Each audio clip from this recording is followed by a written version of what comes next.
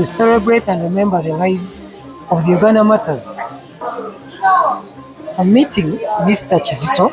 Kizito is a name well known for being a youngest martyr among the martyrs that were killed during the reign of Ssekabaka Mwanga of Uganda in 1885. How did you come to pick this Kizito? Obviously, I didn't pick the name, but I do believe that your names pick you, and your names are what you're supposed to come to do in this world. So it is an honor, it is a privilege for my parents to have called me Kizito. As a Rwandan, obviously, everybody has always wondered, like, oh, where's the name Kizito come from? We all know, because so my parents were Catholic, and they really were practicing religious people that believed in the word and really practiced what they believed. So when my dad chose to name me Kizito, from what I was told, because my father passed away about what is that now, almost 30 years ago. But from what I was told by my mom and others, is because they really wanted to honor the name Kizito and the work of the martyrs in Uganda.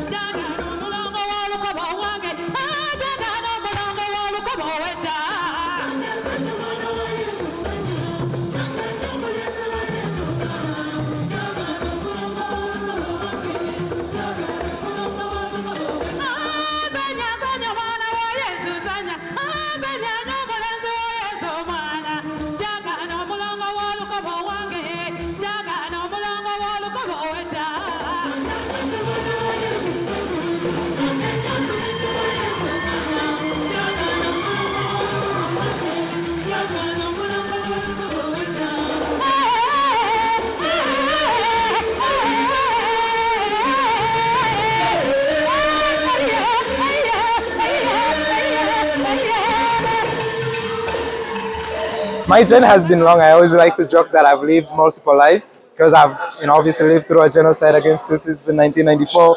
I have lived through depression, PTSD, and trauma for almost 5 years, where I almost killed myself about a decade ago.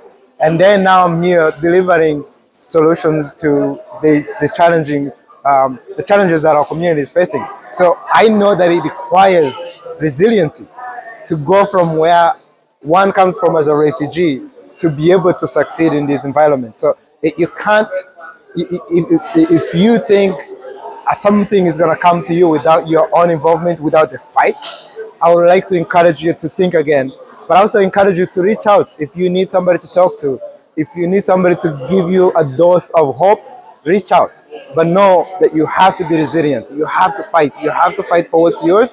And settling in Canada, living a dignified life, is something that's yours, you deserve it, and you should have it. Years ago, you said to have walked from Toronto to where? To Montreal. Montreal? Yeah, 17 days in November of 2016. How long is that distance? It's about 550 kilometers. Why did you choose to walk? I wanted to do something crazy. I wanted to do something that allows my community to know that I was serious about what I was about to do, which is just raising awareness to the community, but also really bringing the whole community towards the fight that we're still undertaking, which is creating different ways of treating mental health and trauma. So the work for me made the most sense, and doing it in winter too, because the work itself took place in winter. It was to show how difficult it was to deal with what I was dealing with at that time, but also to demonstrate how far I was willing to go to deliver the solution that I was proposing, which is to build a healing center for Rwandan community, but also to other people that have gone through the same trauma that we went through. Did you achieve this? We are still fighting. When I was being introduced, we talked about the Aka Village Hub, which is the African Canadian Affordable Housing Village model.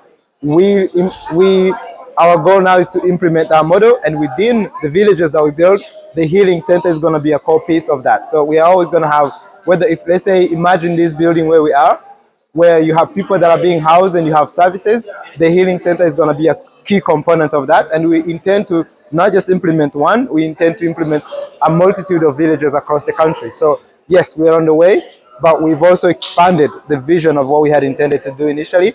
Because initially we just wanted to have a healing center. Now we want to have villages where those healing centers can be a piece of a key component of the village, because we believe that many of our people, black people, but African people in particular, require healing both from slavery, colonization, the poverty, and other challenges that we go through on our way to getting here. So I've always been grateful to have this name.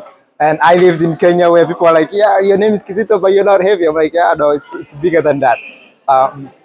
So it is an honor, it's a privilege to know that I hold a name of somebody who obviously literal saint, but beyond that, who believed in helping others and supporting others, and who died in what they believed, because of what they believed. Do you ever pray through this matter, or do you ever ask So God through this matter? you might not like this answer. So I grew up Catholic, and then I became born again.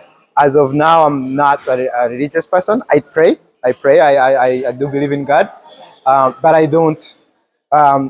So my prayers are different now because I'm more of a spiritual person. But I definitely always look to my ancestors. And Saint Kizito, the ancestors that I come from are the folks that I look to as my guardian angels to support and to protect the work that I do, and also to guide me throughout my journey. So in my own way, yes, I do. Any other matters? Can you recall? No, it's just I've been stuck to Kizito. But I'll say this year, my family, so we have a family group, WhatsApp group, and they all just started sending me names, and they were not congratulating me, but basically celebrating me. So I'm beginning to learn the other matters, but so far it's just been Kizito because that's the name I had.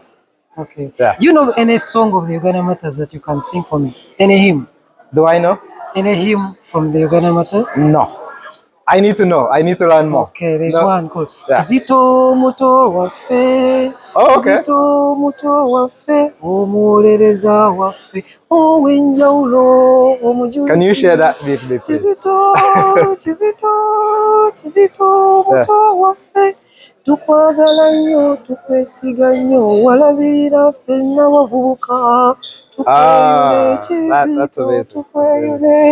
That's one of the That's hymns. amazing. Please share that, because now I'm gonna be posting it. And when you go to YouTube, my YouTube broadcast media, okay, there are a number of hymns of the Uganda Matters that you can see and share. Okay. And please do invite me to one of your Uganda Matters services. I would love to be there. You said you're traveling to Rwanda, but we're going to Ottawa. Ottawa is where the community, Ugandan community there is going to celebrate the matters. We have just celebrated last Saturday here in Toronto. Yeah. So this Saturday we're going to celebrate in Ottawa. One of our partners they have is a member of the Uganda Matters. So when I come back, I'll be joining. I'm not sure if it's the same church, but I'll be joining. Okay, please. Thank you so much. Thank you so much, Mr. Kizito. Appreciate it.